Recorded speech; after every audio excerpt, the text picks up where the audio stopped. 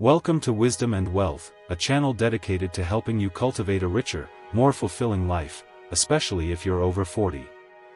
Imagine someone trying to provoke you, insulting you, shouting, or trying to break your composure. Most people react instantly, falling into the trap of conflict.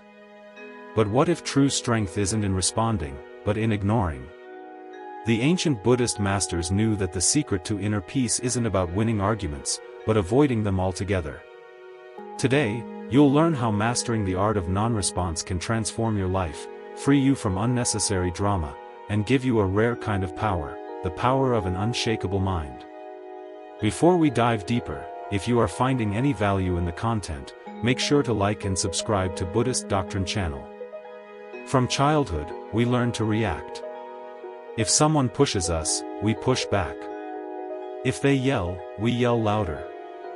It feels instinctive, like a natural reflex. But have you ever stopped to think how many problems could be avoided with just 1 second of calm? Buddha taught that suffering doesn't come from what happens to us, but from how we react to it. When someone insults you, they are offering you a poisoned gift. But here's the key, you decide whether to accept it or not. If you don't accept it, if you don't react, the insult stays with the one who gave it. It has no power over you. Learning to remain calm in the face of provocation is a valuable skill that can benefit you immensely, as you navigate the many challenges life has to offer. Imagine someone throwing a burning coal at you, hoping to hurt you. If you catch it with bare hands, you get burned. But if you let it fall to the ground, it extinguishes on its own. That's how provocation works. It only hurts if you hold on to it. The problem is that we live in a world that glorifies instant reaction. We're taught to defend ourselves, to never let others disrespect us, and without realizing it, we fall into an endless cycle of automatic responses that drain us emotionally. Buddhist sages understood that true strength isn't in reacting, but in observing. Remember, it's not about tolerating abuse or being indifferent, it's about consciously choosing when to act and when to let the storm pass without affecting us. We're only halfway through, so if you are enjoying our discussion on non-response and Buddhist teachings, hit that like and subscribe button to Buddhist Doctrine channel. Next time someone provokes you, ask yourself, will this reaction bring me peace or more conflict? If the answer is conflict, perhaps it's better to smile, breathe, and move on. Why do we argue so much? Arguments are a part of life.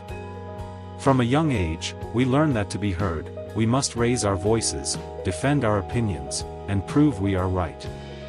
But have you ever wondered why we argue so much? Where does this need to impose our views on others come from?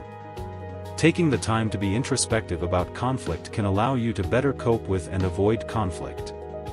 Buddha taught that the root of conflict lies in the ego.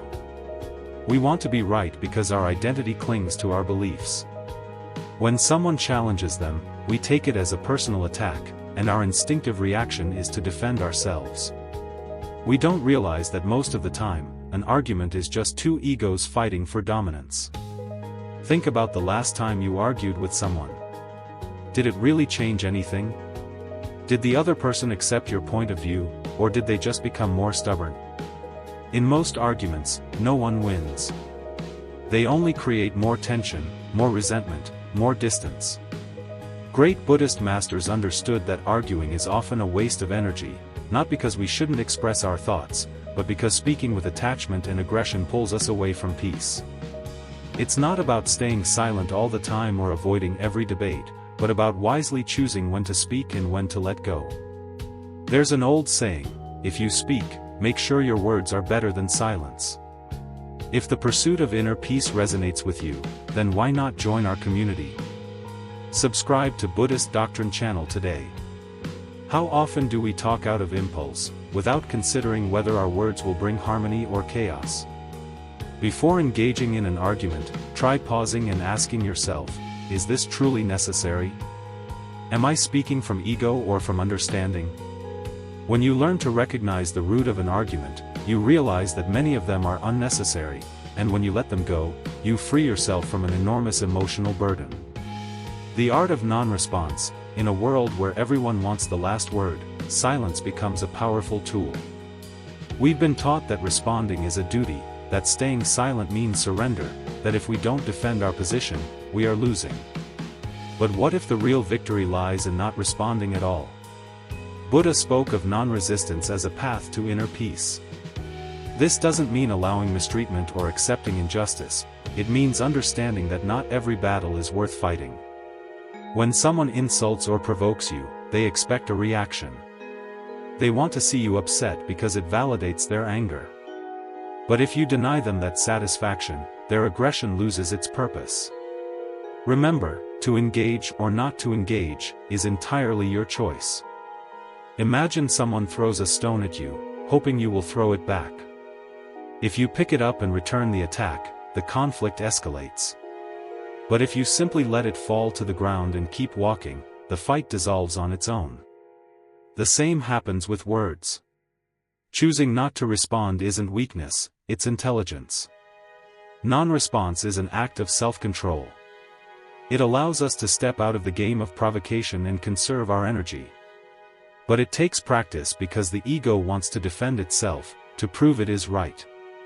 However, when you learn to observe without reacting, you realize that many arguments fade away without any effort. A Zen master once said, "You can't argue with someone who doesn't respond." It's a simple yet profound truth. When you stop fueling conflict with your words, it dies out like a candle without oxygen. Next time someone tries to provoke you, try staying silent, not out of submission, but out of wisdom. Watch as the other person grows uncomfortable, as their own anger becomes their burden, not yours. In that moment, you will understand that peace isn't about winning arguments, it's about not needing them. Knowing when to speak and when to stay silent is one of the most valuable skills we can develop. In a world where everyone wants to be heard, silence becomes a sign of intelligence and self-control. But how can we know when it's the right moment to express ourselves and when it's wiser to hold our words? From an early age, we are taught to speak, to express ourselves, to defend our ideas. We are told that silence can be seen as weakness, that we must make ourselves heard to earn respect. But no one teaches us the art of staying silent at the right moment. However, the great sages understood that not every truth needs to be spoken, nor every opinion expressed. Sometimes, silence is not cowardice, but the highest form of wisdom. Buddha taught that before speaking, we should ask ourselves three things: is it true? Is it necessary? Is it useful? If our words don't meet these three conditions, perhaps it's better to keep them to ourselves. Many times, we speak on impulse, to fill silence, or out of the need to impose our opinion, without realizing that our words may do more harm than good. But this doesn't mean we should remain passive or silent in every situation. There are moments when speaking is a duty, when we witness injustice, when someone needs to be defended, or when silence could be mistaken for complicity. Our voice must be heard. The key is in the intention behind our words. Are we speaking to feed our ego, or to bring clarity, to win an argument, or to create understanding? The problem is that we confuse speaking with communicating. Saying something is not the same as conveying a message with purpose and wisdom. In many arguments, words become weapons, sharp blades meant to wound, and in those cases, silence can be the best response, not as a way to escape, but as a tool to avoid unnecessary conflict. Great Buddhist masters compared words to seeds. If used wisely, they can bear fruit and bring understanding, but if scattered carelessly, they can grow into weeds that create confusion and suffering. Think about the last time you regretted something you said. How would the situation have changed if you had waited a few seconds before speaking? In most cases, time gives us perspective. What seemed urgent in the moment often becomes irrelevant later. Practicing the pause before speaking helps us choose our words carefully and avoid unnecessary disputes. An old Zen proverb says, "You cannot take back the words you've spoken, just as you cannot put water back into the river." Every word we say leaves a mark, whether on ourselves or on others. That's why mastering when to speak and when to stay silent is an art that takes practice. But once you master it, you realize that words are not just sounds, they are tools of transformation, and in that transformation, sometimes silence speaks louder than 1,000 speeches.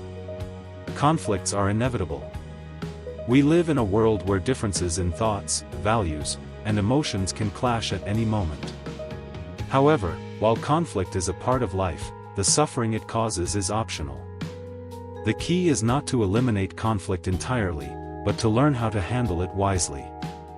Buddhism teaches us that most conflicts don't arise from the facts themselves, but from our reaction to them.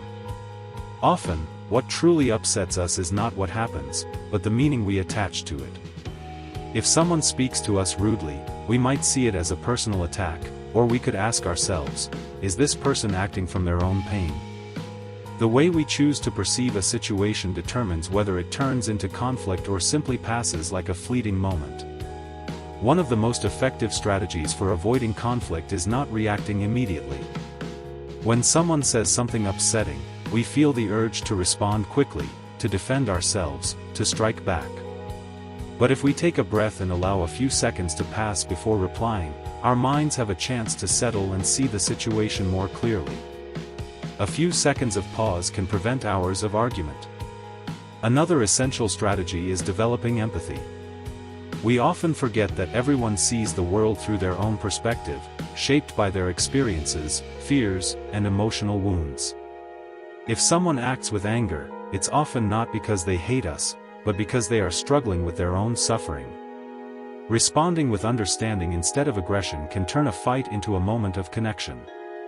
Buddha spoke about the importance of choosing our battles wisely. Not everything deserves our energy. Some arguments drain us, some debates will never reach an agreement, and some provocations are merely traps meant to pull us into meaningless conflict. Asking ourselves, is this conflict worth it? Will it bring me peace or just more tension? Can help us let go of what doesn't serve us. Another powerful technique is mindful communication. Many conflicts escalate because we speak without thinking, using words that hurt or create misunderstandings. Practicing mindful communication means speaking with clarity, calmness, and the intention to build rather than destroy. Instead of saying, "You always do this wrong," we could say, "I feel uncomfortable when this happens, how can we solve it?" Small changes in how we express ourselves can prevent major conflicts.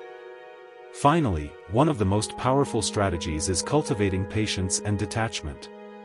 Not everything requires a response, and not everything deserves our energy. Sometimes, the simple act of not engaging in an unnecessary argument is the best way to avoid conflict altogether. On the path to inner peace, learning to manage conflict wisely not only frees us from the emotional burden it creates but also allows us to live with greater serenity and balance, and in the end, the greatest power is not in winning arguments, but in not needing them. We live in a world where other people's emotions seem to demand a reaction from us. If someone yells at us, we feel the urge to yell back. If someone attacks us, we instinctively want to defend ourselves. We've been taught that ignoring a provocation is a sign of weakness, but the great spiritual masters understood the opposite. True freedom lies in not engaging. If you found this video insightful, don't forget to give us a thumbs up and subscribe to Buddhist Doctrine channel for more wisdom and inspiration. Until next time, may you find peace and strength in every moment. Thank you for watching Wisdom and Wealth.